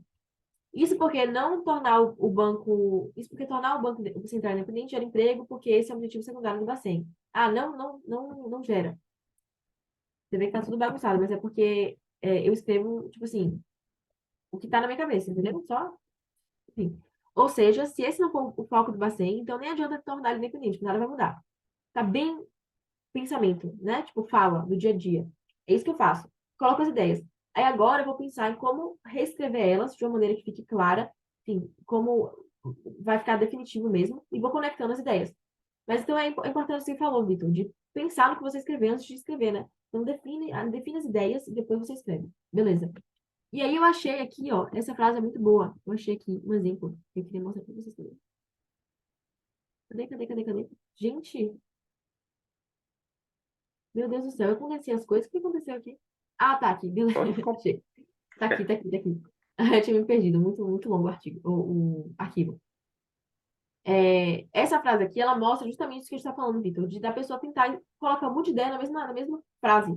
Ó, diante do exposto acima, é possível compreender muito claramente a posição social do homem em senhora, e, consequentemente, no contexto histórico da obra. Esse aqui era um trabalho da minha escola para fazer comentar sobre Senhora, o livro de José Alencar. Ser homem é carregado de pressões sociais sobre seu papel na família, que o jovem era obrigado a formar e prover para ser bem visto pela sociedade, fazendo bom uso do tão almejado dote de sua pretendente, na maioria das vezes sendo oferecido a eles por outro homem, o pai da moça. São ideias diferentes aqui. Essa pessoa começou falando sobre, tudo bem, vou mostrar para vocês que existe uma posição social do homem na sociedade senhora no contexto da obra. Beleza, é isso aqui. Vamos ver o que ela vai falar. Aí ela ela fala aqui, o homem é carregado de pressões sociais. Ponto. Ela devia ter colocado um ponto aí. E aí é exemplificado. Por exemplo, no caso, o homem jovem, ele tinha obrigações. A obrigação de formar, não sei, formar o quê, né? Mas prover a família, por exemplo, para ser bem visto pela sociedade. E aí, uma forma como isso é evidente, é que eles tinham que fazer um bom uso do dote da pretendente. Enfim, essa parte aqui ficou confusa de uma forma que eu nem mesmo entendi qual é a ideia do que ela queria passar aqui. Mas o que eu quero mostrar para vocês é o seguinte: você percebe que tem claramente, tipo assim, três ideias no mínimo nessa mesma frase que não estão separadas. Essa primeira aqui, ideia é diferente dessa daqui, que é diferente dessa daqui. Então, enfim, atentem a isso. Beleza. Essa aqui a gente já falou um pouco sobre isso, mas de novo, é importante escrever frases mais curtas, não escrever frases muito longas. Se elas passarem de três frases, desculpa, de três linhas, não necessariamente ela está errada, mas só olha e vê se faz sentido o que você está escrevendo. Nesse caso aqui, por exemplo, ó, ao discutir a teoria da relatividade geral de Einstein, é necessário, ó, em homenagem a você, Einstein, é necessário primeiro entender a mecânica quântica, que é um ramo da física que trata do comportamento das partículas subatômicas, incluindo elétrons e prótons, em relação às forças fundamentais, como a força eletromagnética e a força nuclear forte, que mantém os núcleos dos átomos juntos, bem como a força nuclear fraca, que é responsável pela radioatividade. Era para ter separado isso daqui. Tem duas frases diferentes. Porque uma está detalhando um pouco mais esse ramo da física. E na primeira, ela está só avisando, só mostrando que para entender, para discutir a teoria da relatividade de Einstein, eu preciso entender mecânica quântica. Eu estou só fazendo essa afirmação. Eu vou ter trabalhado isso depois. Então, enfim, Vitor, por favor, pode falar. Ah, é escrita, eu gosto de escrita, então eu falo bastante. Uma dica que é relacionada ao meu processo de escrita é justamente com essa questão do não escrever coisas muito longas. É um método que eu chamo método de árvore.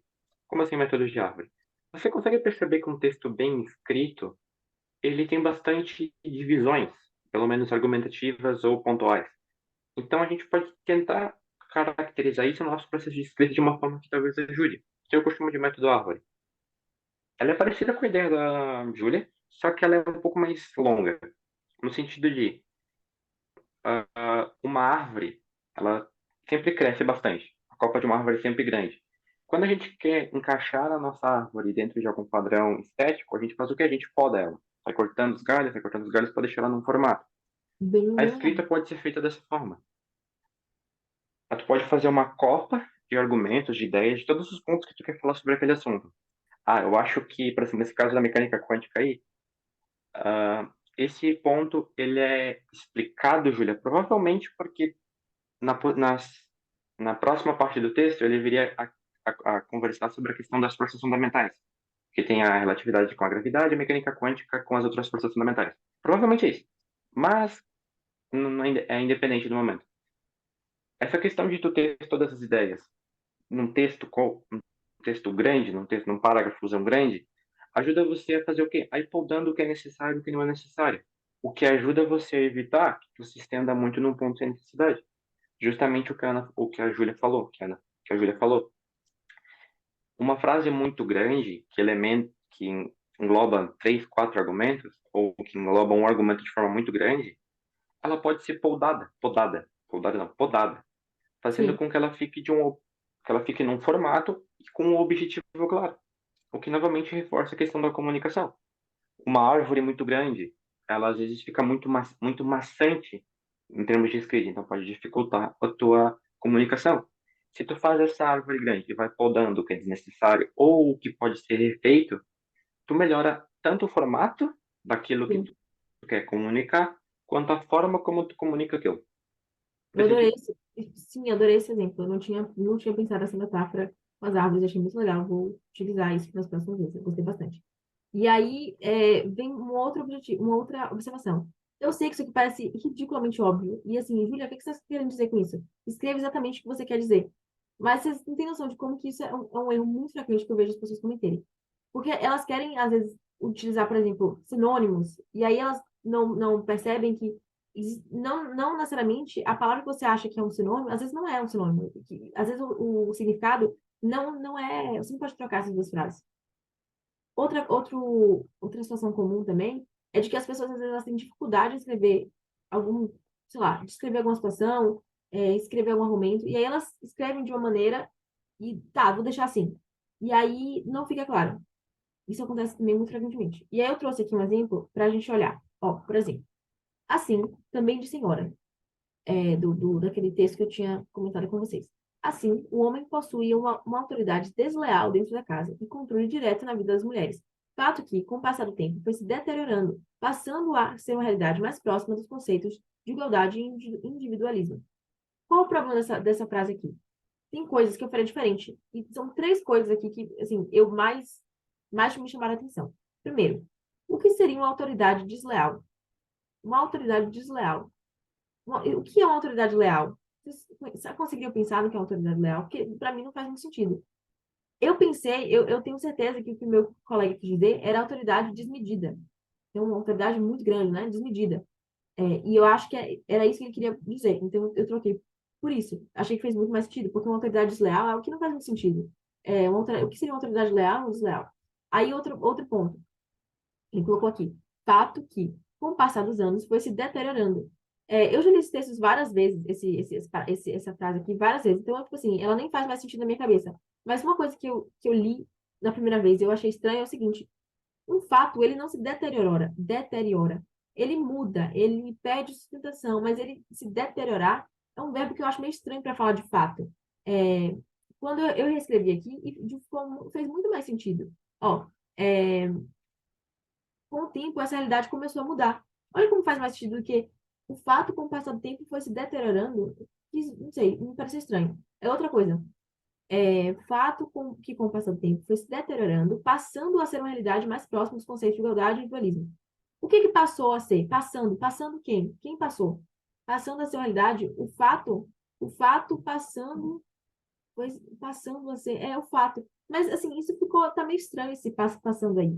Eu acho que essa é uma coisa que eu sempre gosto de fazer e que eu acho que é importante vocês pensarem. É claro quem é o sujeito da minha frase, da minha oração. Se não for claro, tenta ver se você consegue refazer a frase para deixar um pouco mais claro. Porque eu acho que isso ajuda bastante a entender a frase. De novo, essa é aquela primeira frase aqui. Qual é o problema dela? É porque ela é extremamente confusa. Porque a gente não sabe quem é que está fazendo o quê. Quem é que argumenta, quem é que critica, quem é que fez alguma coisa. E aí botou essa pessoa colocou a voz passiva que deixou a frase ainda mais confusa. Então, pense nisso. No caso, minha observação aqui era mais relacionada mesmo a isso de você usar, às vezes, palavras e que não expressam exatamente o que você quer dizer. Então, pense duas vezes, leia um texto e pense duas vezes. Eu queria falar uma autoridade desleal mesmo, eu queria dizer que é uma autoridade muito grande. E aí, enfim, a palavra mais adequada seria desmedida. Vitor está com uma levantada, quer falar também? Deixa pra falar depois. Tá, tudo Pode bem. terminar. Tá. E aí, assim, eu falei para vocês que é provável que vocês tenham chegado para essa conversa pensando que eu vou aprender como escrever, eu vou aprender como escrever bonito. Talvez vocês tenham pensado, eu particularmente eu adoraria me inscrever para uma workshop que escreve, que ensina a escrever bonito. Eu adoro aquelas pessoas que têm uma escrita bem poética, sabe? Eu adoraria saber fazer poesia, conseguir, quer dizer, é uma coisa que você consegue fazer com prática, né? Mas, enfim, é, mas não é isso que eu mostrei para vocês. Eu disse para vocês que escrever bem e escrever claro. Ponto final. Mas, ainda assim, eu nunca. Quando eu comecei a perceber que era isso, e quando eu li nos livros que era isso, que tornava a escrita, e fui de fato lendo os textos bons, e fui percebendo que, poxa, é verdade. Tá bom esse texto porque eu li tudo e consegui entender muito bem. Ficou muito claro. Mas ainda assim, eu percebia também que existe uma diferença entre os textos que uma pessoa, mesmo uma pessoa que estivesse escrevendo um texto, uma frase, um parágrafo claro, ainda tinha uma coisa diferente que tornava os outros textos mais bonitos, textos de pessoas mais experientes, mais bonitos, assim, pro ouvido. E aí eu fui percebendo, isso é uma coisa que, assim, eu não li isso em nenhum livro, mas foi uma coisa que eu percebi, lendo e aí, enfim, comentem se isso faz sentido para vocês também. Mas, assim, a gente, ser humano, e na verdade, eu até li alguma coisa parecida com isso, então tem fundamento o que eu tô comentando com vocês, tá? Mas nós, seres humanos, a gente gosta de novidade. A gente gosta de coisa, de ser surpreendido. Por exemplo, piada. Vocês já perceberam que a gente às vezes ri de coisas extremamente bestas, idiotas, mas só porque elas nos surpreendem? Tipo assim, você estava esperando que a pessoa fosse falar alguma coisa e ela fala outra coisa. Ou ela fala com um tom diferente. E você ri porque você acha engraçado, porque você não estava esperando por aquilo. Então, essa novidade, ela torna os textos sempre mais bonitos. E vou dar um exemplo para você. Vou dar um exemplo para vocês, ó. Essa frase aqui. As atitudes do governo em relação à liberdade de expressão evidenciam o autoritarismo do regime. Tem uma coisa errada com essa frase? Não, ela é totalmente clara, coesa, faz total sentido, ela é ótima essa frase, não tem nada errado com ela. Mas tem uma maneira de você deixar ela um pouco mais bonita. Olha isso. As atitudes do governo em relação à liberdade de expressão desnudam o caráter autoritário do regime. Então, assim, percebam que o que eu não quero que vocês fiquem, quando vocês estiverem escrevendo, vocês fiquem pensando em, tudo bem, vou analisar aqui um dicionário, buscar palavras rebuscadas, buscar sinônimos distantes, diferentes, tentar pensar numa metáfora. Não é exatamente isso que eu estou querendo passar para vocês. O que eu estou querendo dizer para vocês é o seguinte: uma coisa que eu sempre faço na minha escrita, e eu continuo escrevendo textos que são claros, coesos, simples, facilmente ser entendidos, tudo isso. Mas quando vocês puderem pensar em uma maneira, por exemplo, tem várias palavrinhas que a gente usa todo o tempo e elas são sempre usadas. Por exemplo, se você for num texto, olhar texto de redação, tem palavras que você vai encontrar em todos os textos. Por exemplo, evidenciam. Essa é uma palavra que eu particularmente uso muito nos meus textos também. Tal coisa evidencia isso. Comprova. Mas, assim, às vezes você consegue achar uma maneira de dizer isso de uma maneira um pouco mais, que traz um pouco mais de novidade para aquela frase, entende? Eu acho que é uma coisa interessante vocês pensarem. E aí uma coisa que é ainda mais interessante do que isso, do vocabulário, ainda mais interessante, é o seguinte, hum, às vezes a gente escreve frases muito parecidas que seguem a mesma estrutura. É interessante que você modifique, desculpa, que você alterne as estruturas da frase. Que você escreva. Eu vou mostrar um exemplo para vocês, você vai ficar mais claro. Mas, de novo, quando você escreve frases que têm estruturas diferentes, você adiciona um tom de novidade para o seu texto. Inclusive, assim, eu falo novidade, mas tem uma palavra em inglês que é novelty, que eu acho que traduz melhor o que eu quero dizer. Não é exatamente uma novidade, não é uma atualização, é novidade no sentido de uma surpresa, sabe? Algo que você não esperava. Por exemplo, nessa frase aqui que está em roxo, de fato, as evidências empíricas comprovam os limites do ensino brasileiro. A Fundação Lehman verificou que a metodologia expositiva desestimula a criatividade. Já a Fundação Carlos Chaga constatou que a abordagem tradicional do ensino não é capaz de desenvolver habilidades com pensamento crítico.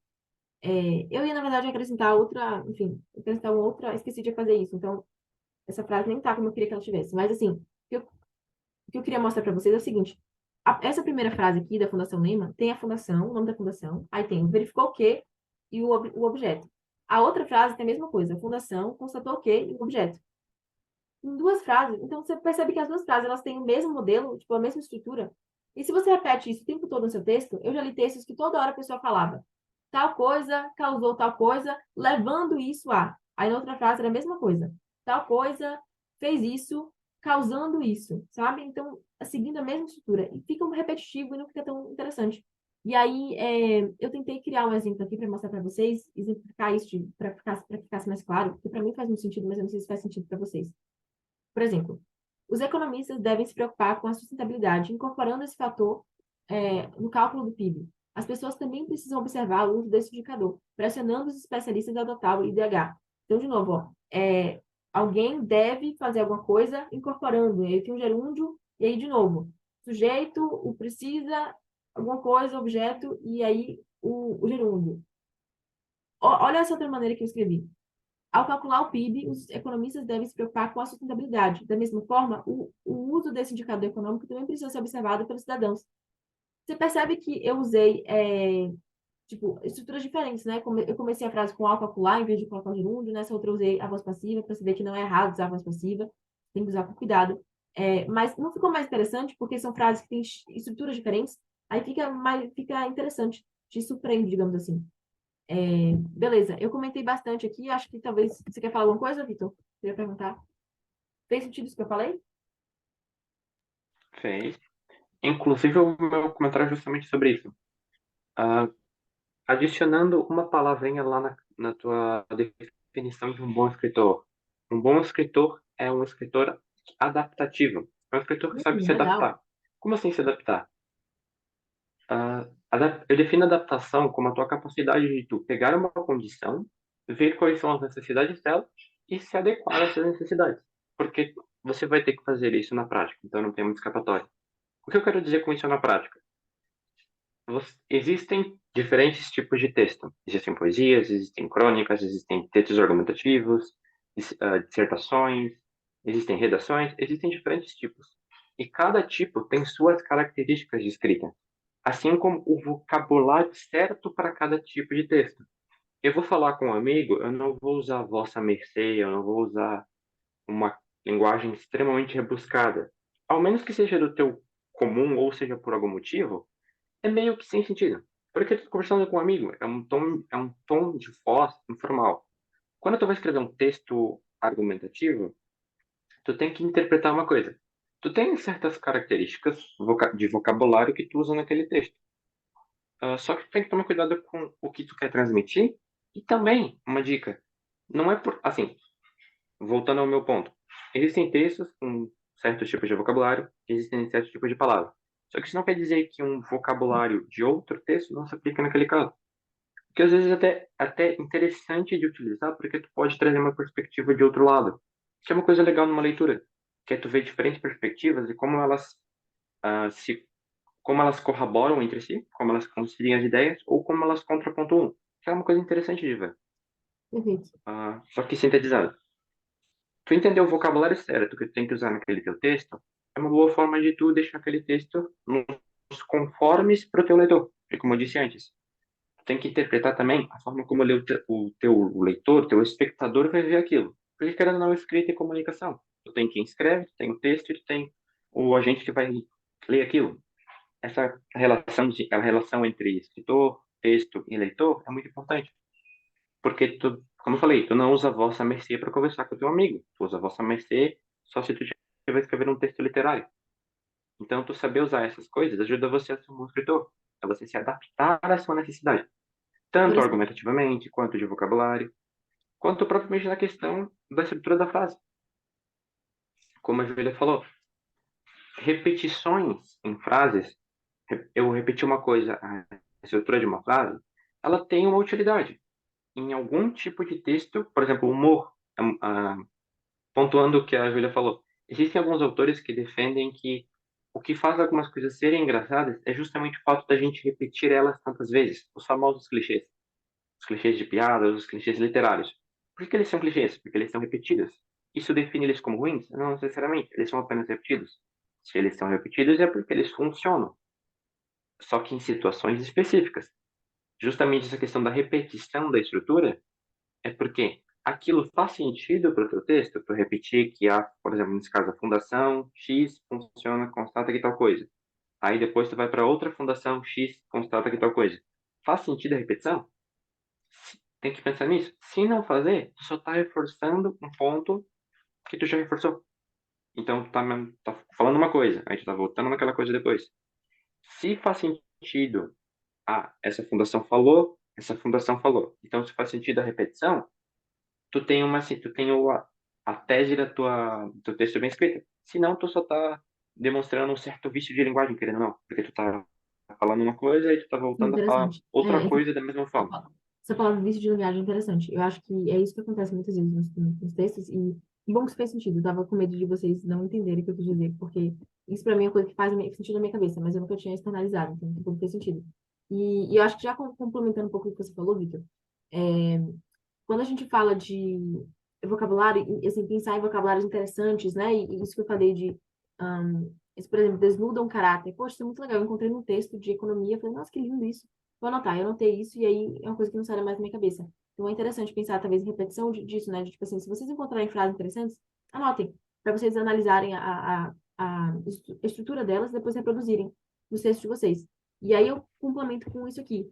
Quando vocês estiverem fazendo a revisão de literatura ou pesquisando um pouquinho mais sobre o livro de vocês, desculpa, sobre o tema que vocês estão, sobre o qual vocês estão pesquisando, escrevendo, vão anotando termos chaves e palavras, vocabulários que os autores utilizam e que vão ser úteis para a sua pesquisa. E, por exemplo, quando teve um texto que eu escrevi falando sobre neoliberalismo. E aí eu percebi o seguinte, as pessoas os teóricos que eu estava consultando para escrever esse texto, eles se referiam aos liberais de diversas formas, diferentes. Então, por exemplo, ó, no caso do Brasil, liberais e neoliberais são entendidos como a mesma coisa, né? Mas também a gente pode usar defensores, proponentes do livre mercado, fundamentalistas de mercado, ou seja, se referindo mais à ideologia mesmo do que as pessoas que fazem parte que acreditam nessa ideologia ou fazem parte desse movimento. É, a escola neoclássica da economia, a teoria neoclássica. Então, existem diversas maneiras de você falar a mesma coisa. Eu estava escrevendo um texto também sobre educação, e aí eu pensei inicialmente para falar, me referir ao método tradicional de ensino, duas formas. A metodologia tradicional de ensino ou o método tradicional de ensino. Eu fui lendo, e aí apareceram várias formas diferentes de se referir a essa mesma coisa. Práticas pedagógicas, a metodologia expositiva, é, abordagem expositiva, ou seja, você consegue pensar em diversas formas diferentes e interessantes de dizer a mesma coisa. Eu acho que isso é interessante, uma dica que ajuda muito. Eu, particularmente, sempre escrevo, estou lendo alguma coisa para escrever algum texto, eu sempre vou anotando palavras, frases interessantes. Olha lá, a Vitor também faz isso. Então é importante fazer isso. E aí, aqui, eu queria trazer dois exemplos só para a gente sintetizar, colocar em prática o que a gente leu aqui, coisas simples que eu encontrei em textos, e aí eu queria compartilhar com vocês para vocês verem que o que eu compartilhei com vocês faz sentido, se a gente consegue melhorar as frases que eu trouxe aqui. Então vamos lá primeiro. Na metodologia de pesquisa, irei abordar a metodologia bibliográfica, onde irei consumir diversos artigos na área que era diz respeito, né, opa, diz respeito ao tópico, e assim me aprofundarei no mesmo. Tem algumas coisas que eu mudaria nessa frase. Primeira coisa, Onde? Muitas vezes, esse é um erro também que acontece bastante, com bastante frequência. Às vezes a gente usa o onde, principalmente o onde. O onde ele se refere a lugar. E a gente usa o onde para qualquer coisa além de lugares. E também no qual, enfim. Presta atenção se o uso do pronome relativo, pronome relativo, não. O pronome relativo faz sentido naquele lugar, naquele contexto exatamente. E se a palavra a qual você está se referindo com esse pronome ela realmente demanda, tipo, exige o onde, ou você tem que ser tempo, então tem que usar o quando, enfim. Nesse caso aqui, por exemplo, essa pessoa provavelmente quis dizer o seguinte, é, na metodologia de pesquisa, isso aqui não tá muito bem, por exemplo, ó, esse onde se refere a quem? A metodologia de pesquisa seria na pesquisa, né? Na pesquisa onde irei consumir, e é outra coisa, consumir artigos soa meio estranho, vocês não concordam, não? Porque assim, a gente até consome filmes e tal, mas eu consumir um artigo me parece estranho. Então, é aquilo, né, tipo assim, a gente busca um sinônimo, mas às vezes ele não expressa exatamente o que a gente quer dizer. E uma outra coisa também, que é assim, para mim, essa é uma mensagem-chave. Se vocês saírem daqui, tendo na cabeça de vocês, essa mensagem que eu vou dizer aqui para vocês agora, então eu ajudei vocês de alguma maneira. Que é o seguinte, o mesmo, a gente usa bastante, né? O mesmo para se referir a uma coisa que já foi dita. E só que assim, esse o mesmo, ele é a mesma coisa, ele é igualzinho, é pior um pouquinho do que o uso da voz passiva.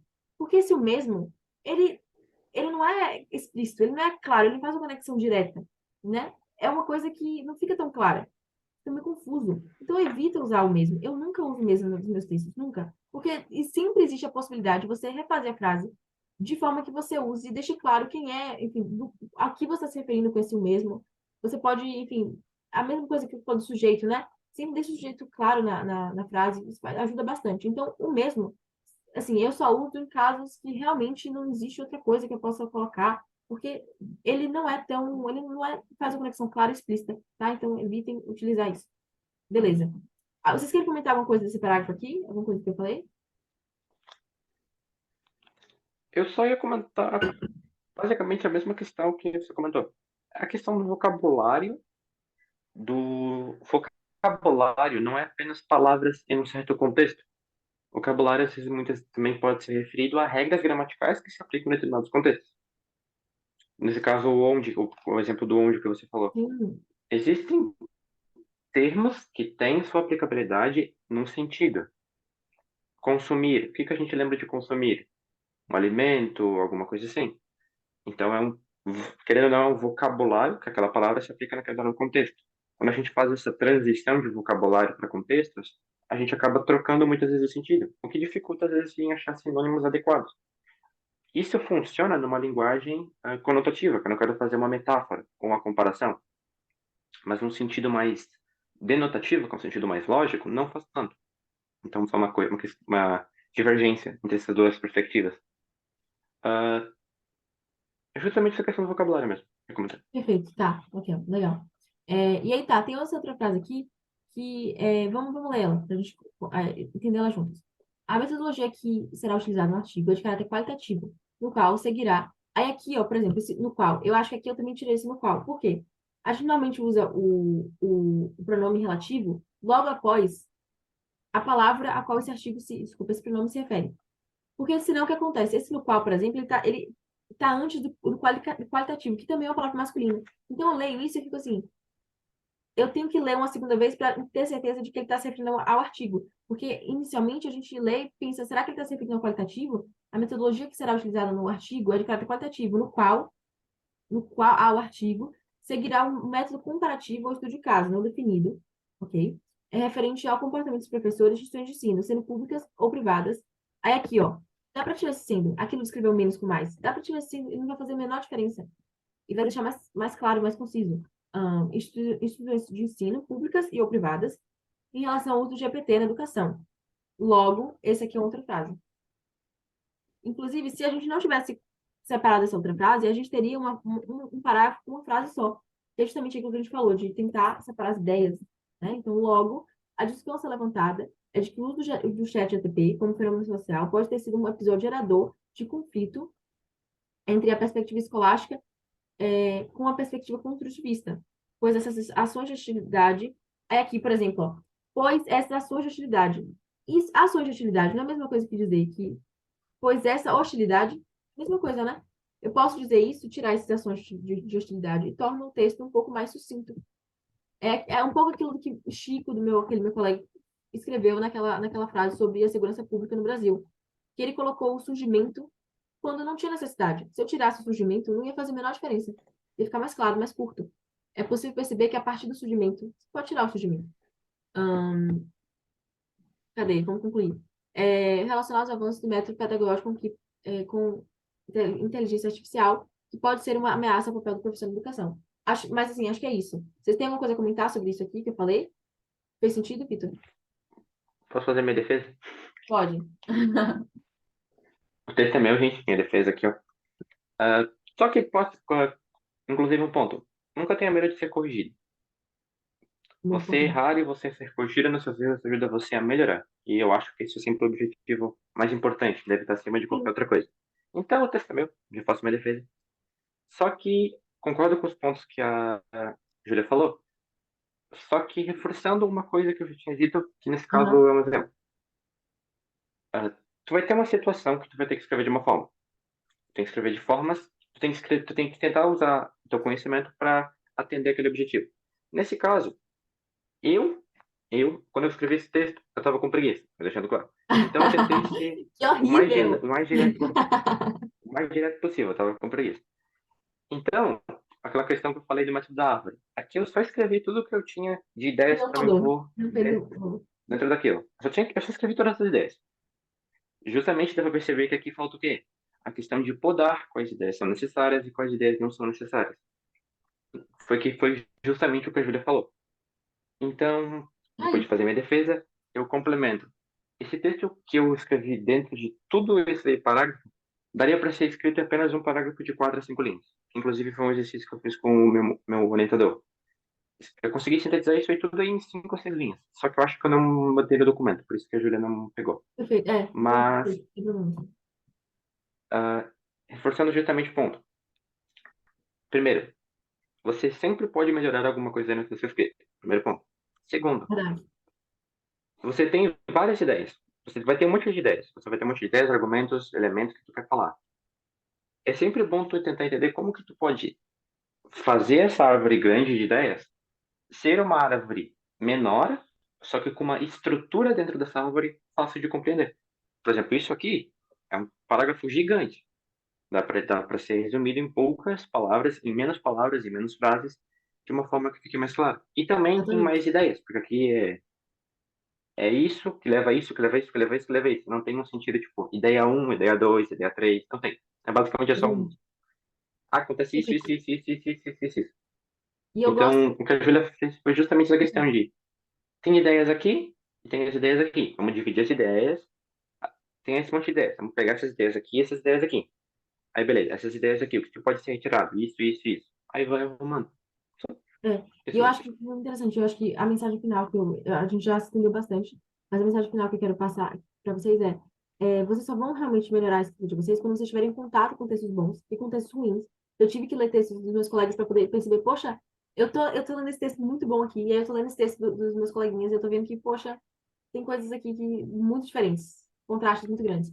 E depois é de você receber feedback, porque às vezes a gente escreve uma coisa, a gente não percebe que ela tá confusa. Eu mesmo escrevi um texto, estava escrevendo um texto, aí eu mandei pro meu colega, ele leu e falou assim, Júlia, essa parte aqui eu achei que ficou confusa. Eu falei, tá confusa, sério mesmo, pra mim tá tão claro, mas tudo bem, se está confusa, eu vou refazer. Então, a gente precisa realmente receber feedback, a gente precisa se... Eu sei que é difícil, às vezes, receber feedback de escrita, é uma coisa que no início é realmente difícil. Hoje eu mando o texto para a pessoa e, enfim, ela me corrigiu, ok, tudo bem, eu concordo com você, discordo, enfim. E a gente, enfim, modifica. Mas é isso, gente, eu espero que vocês tenham gostado. Eu, sinceramente, acho que essas dicas foram muito interessantes. Se eu tivesse recebido essas dicas aqui quando eu tinha começado a escrever, eu teria, assim, gastado muito menos tempo até, enfim, aprender tudo isso. Eu acho que foram dicas muito importantes. São coisas que as pessoas cometem, erros que as pessoas cometem com muita frequência. Todo texto que eu leio, eu vejo algo parecido assim. Então, enfim, e no caso de alguém que ainda tenha chegado no final dessa gravação e não conheça a Lugos ainda, conheça mais a gente, considere se juntar a nós. E é isso. Vou parar de gravar. Foi. Bom, gente, eu queria primeiro me desculpar pelo. A gente era para ser só até 9 horas, foi 9h40, mas eu achei que foi muito legal, você participou bastante, Vitor. Gostei muito, foi mais interativo. Helena, você gostou? Aprendeu alguma coisa? Sim, eu aprendi bastante, tanto que eu nem falei nada, eu fiquei caladinha, só absorvendo. Mas que bom, Foi eu muito realmente bom, acho. muito produtivo. Mas que bom que você gostou. Eu realmente acho que vai ser muito, muito legal. Quero que todo mundo assista essa gravação. E agora a gente tem gravação. Então, é muito bom. Enfim, é isso.